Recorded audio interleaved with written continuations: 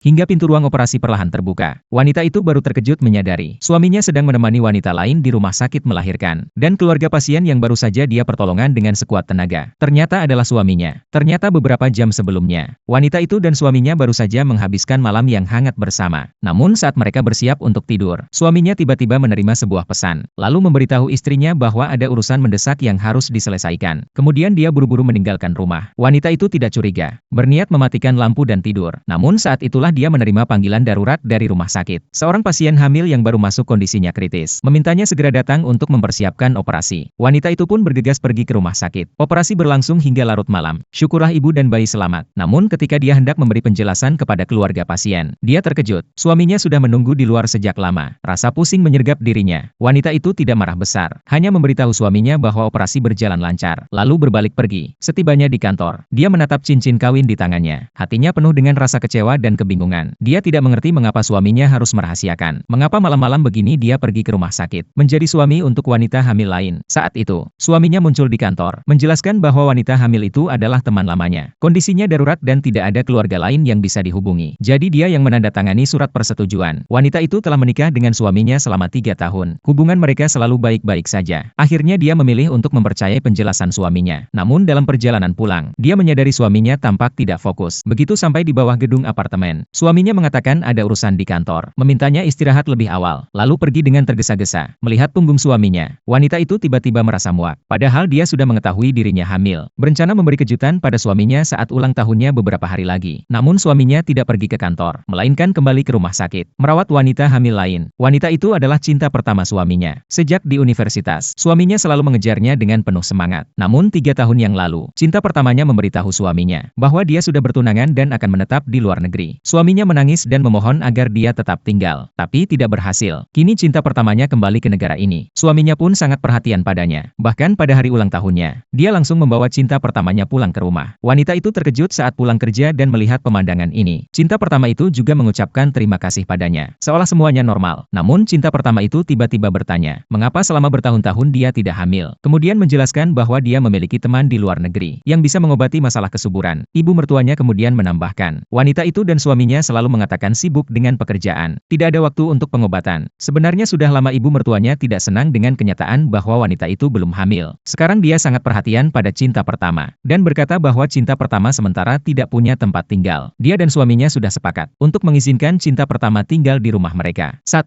Untuk merawatnya. 2. Untuk membantu merawat anak. Akhirnya ibu mertuanya pura-pura bertanya pada wanita itu. Wanita itu merasa hatinya jatuh.